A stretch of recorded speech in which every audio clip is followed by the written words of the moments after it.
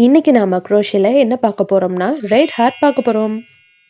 இந்த red heart நம்ம எதுக்கு வேணாலும் யூஸ் பண்ணிக்கலாம். கீ செயின்ஸ் இல்லைன்னா ட்ரெஸ்ல அட்டாச் பண்ற மாதிரி இல்லைன்னா டெக்கார்ஸ் எதுக்கு வேணா யூஸ் பண்ணிக்கலாம். நம்மளோட இஷ்டம் தான். இந்த ரெட் ஹார்ட் பண்றதுக்கு நமக்கு ஒரு ரெட் கலர் யான், அப்புறமா இதுக்கு மேட்சிங்கா ஒரு ஹூக் வேணும்.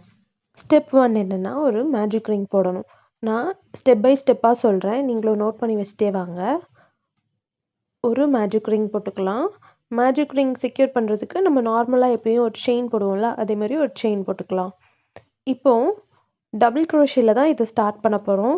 ஸோ நம்ம என்ன பண்ணலாம், இதில் 2 செயின்ஸ் ஆட் பண்ணிக்கலாம்.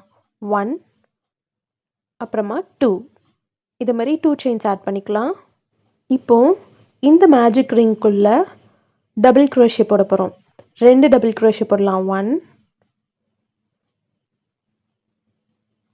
நீங்கள் பொறுமையாக போடுங்க, இல்லைன்னா வீடியோ பாஸ் பண்ணிட்டு கூட போடுங்க. அப்புறம் 2, இதே மாதிரி 2 டபுள் குரோஷே போட்டுக்கலாம். அவ்வளோதான்.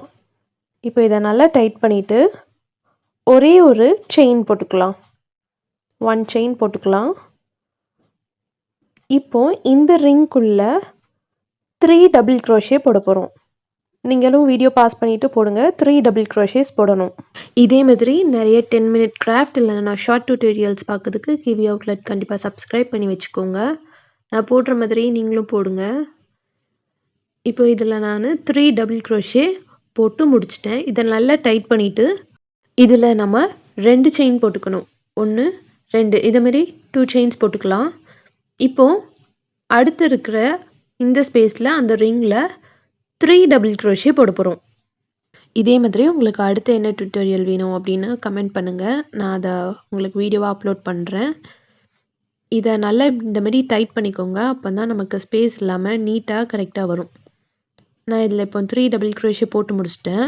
இப்போ என்ன பண்ண போகிறோன்னா 1 செயின் போட்டுக்கலாம். இதில் ஒரே ஒரு செயின் போட்டுக்கலாம். செயின் போட்டதுக்கப்புறமா இந்த ரிங்கில் 3 டபுள் குரோஷே போட போகிறோம். நான் போடுறேன். 1, அடுத்து 2, அப்புறம் கடைசியாக 3 போட்டு முடித்ததுக்கப்புறமா நம்ம என்ன பண்ண போகிறோன்னா பின்னாடி இருக்கிற இந்த ரிங்கை வந்து நம்ம டைட் பண்ணணும். இந்த ரவுண்ட் ரிங் இருக்குல்ல, இந்த பின்னாடி இருக்கிற யானை பிடிச்சி இழுத்தோம் அப்படின்னா நல்லா டைட் ஆகிடும். இப்போது இந்த ரிங்கை நல்லா டைட் பண்ணிக்கலாம். டைட் பண்ணதுக்கப்புறமா இந்த குட்டி ஹோல் தெரியுதுல்ல, இதுக்குள்ளே ஒரே ஒரு ஸ்லிப் ஸ்டிச் போட்டுக்கலாம். ஒரே ஒரு ஸ்லிப் ஸ்டிச் போட்டுக்கோங்க. போட்டுட்டு இந்த ஹோல் தெரியாத அளவுக்கு நல்லா டைட் பண்ணிக்கோங்க. எவ்வளோ முடியுமோ அவ்வளோக்கு அவ்வளோ டைட் பண்ணி விட்டுருங்க. அப்போ தான் நமக்கு ஹோல் தெரியாது, ஹார்ட் ஷேப் நீட்டாக இருக்கும். அப்புறம் எக்ஸ்ட்ரா இருக்கிற யான்ஸ் எல்லாத்தையும் நம்ம கட் பண்ணி எடுத்துடலாம்.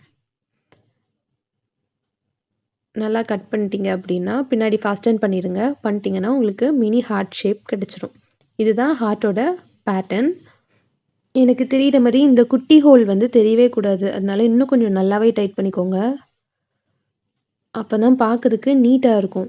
ஸோ இந்த மாதிரி நல்லா டைட் பண்ணிட்டு பார்த்தோம் அப்படின்னா இப்போ தெரியுதா, ஹோல் இல்லாமல் ஹார்ட் ஷேப் நீட்டாக அழகாக இருக்கும். இதே மாதிரி நிறைய வீடியோஸ் பார்க்க கிவி அவுட்லெட் கண்டிப்பாக சப்ஸ்கிரைப் பண்ணி வச்சுக்கோங்க. அடுத்து என்ன வேணும் அப்படின்னு கீழே மறக்காமல் கமெண்ட் பண்ணிடுங்க.